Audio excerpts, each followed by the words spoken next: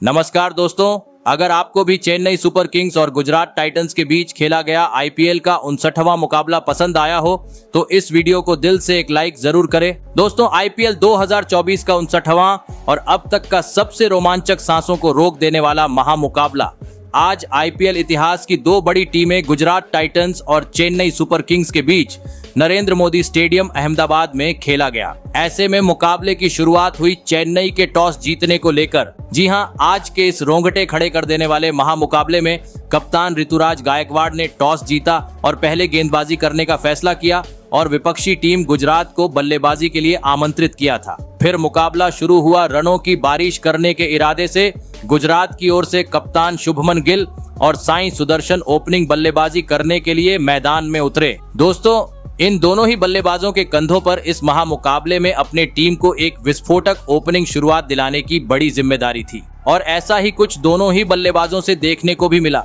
जी हां, मैदान में उतरते ही पहले ही ओवर से दोनों ही खिलाड़ियों ने चेन्नई के गेंदबाजों के खिलाफ अपने हाथ खोलते हुए बड़े शॉट खेलना शुरू कर दिए और तेज गति से विस्फोटक बल्लेबाजी करते हुए महज 4 ओवर में ही टीम को 40 रन के पार पहुंचा दिया। दोस्तों, गुजरात को जिस शुरुआत की जरूरत थी वह शुरुआत आज कप्तान शुभमन गिल और साई सुदर्शन ने टीम को दिला दी थी, क्योंकि इसके बाद मैच का 5वां और 6ठा ओवर भी गुजरात में अपने हित में किया और इस 2 ओवरों में खूब सारे रन बटोरते हुए पावर प्ले का 6 ओवर का खेल खत्म होने तक टीम को 58 रनों तक पहुंचा दिया। दोस्तों, चेन्नई के खिलाफ इस महामुकाबले में गुजरात के ओपनिंग बल्लेबाजों ने टीम को एक बेहतरीन शुरुआत दिला दी थी, लेकिन अब मैदान में मौजूद शुभमन गिल और साई सुदर्शन के कंधों पर जिम्मेदारी थी कि वह पावर प्ले के बाद भी अपना शानदार खेल जारी रखें और टीम को एक बड़े स्कोर की ओर लेकर जाए। और दोस्तों, ऐसे ही कुछ झलकियां दोनों ही बल्लेबाजों से देखने को भी मिली। जी हां, दोनों ही खिलाड़ियों ने पावर प्ले के बाद भी चेन्नई के गेंदबाजों पर अपना दबदबा जारी रखा और खराब गेंद पर बेहतरीन शॉट जड़ते हुए अहमदाबाद में रनों की बरसात शुरू कर दी।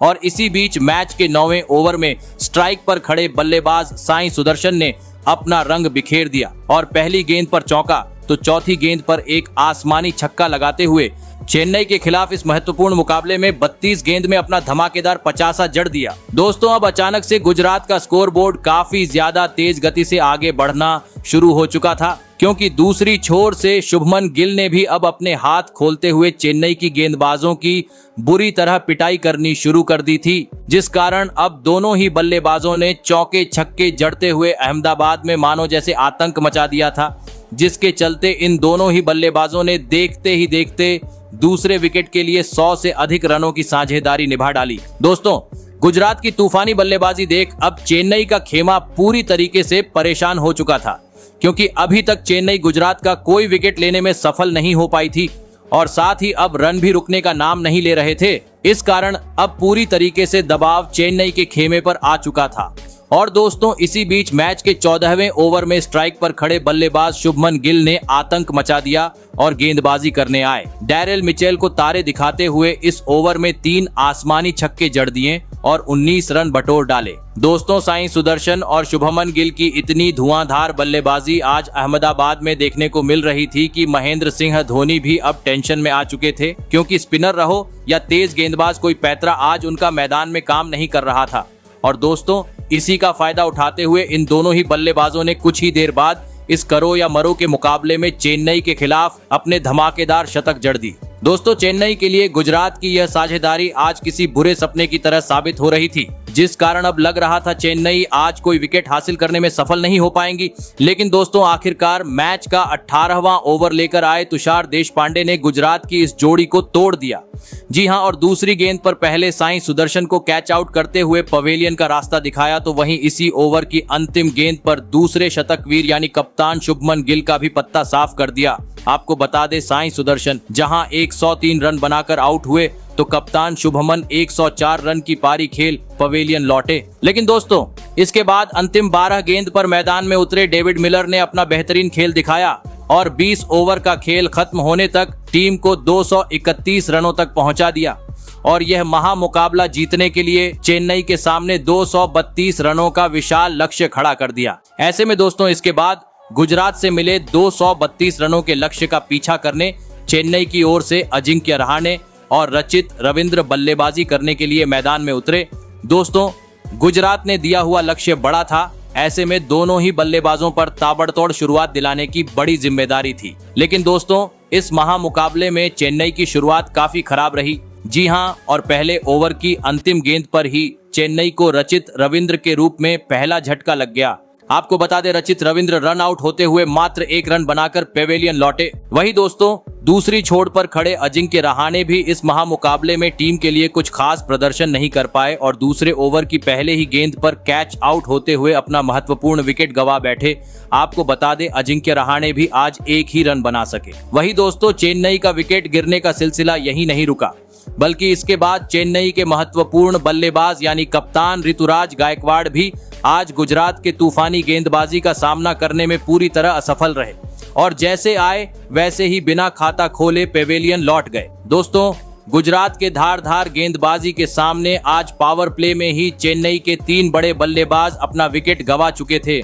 ऐसे में अब मैदान में उतरे नए बल्लेबाज मोइन अली और डैरेल मिचेल। लग रहा था विकेट गिर जाने की चलते मैदान में उतरे बल्लेबाज अब धीमी गति से चेन्नई का स्कोर आगे बढ़ाएंगे, लेकिन दोस्तों, मोइन अली और डैरेल मिचेल ने ताबड़तोड़ अंदाज अपना ना ही सही समझा और मैच के 5वें और 6ठे ओवर में अपना बेहतरीन खेल दिखाते हुए पावर प्ले का 6 ओवर का खेल खत्म होने तक टीम को 43 रनों तक पहुंचा दिया। दोस्तों, भले ही चेन्नई के टॉप 3 बल्लेबाज आज जैसी चाहिए वैसी शुरुआत पावर प्ले में टीम को नहीं दिला पाए थे, लेकिन अब यहां से गुजरात में दिए हुए लक्ष्य के करीब पहुंचता था तो मैदान में मौजूद मोइन अली और डैरेल मिचेल को तेज गति से ताबड़तोड़ अंदाज में बल्लेबाजी करने की जरूरत थी। और दोस्तों, ऐसा ही कुछ दोनों ही बल्लेबाजों से देखने को भी मिला। जी हां, पावर प्ले के बाद दोनों ही बल्लेबाजों ने अपने हाथ खोले और गुजरात के गेंदबाजों के खिलाफ अपना शानदार खेल दिखाते हुए धुआंधार अंदाज में बल्लेबाजी करनी शुरू कर दी और अहमदाबाद के मैदान में चौके छक्के जड़ने शुरू कर दिए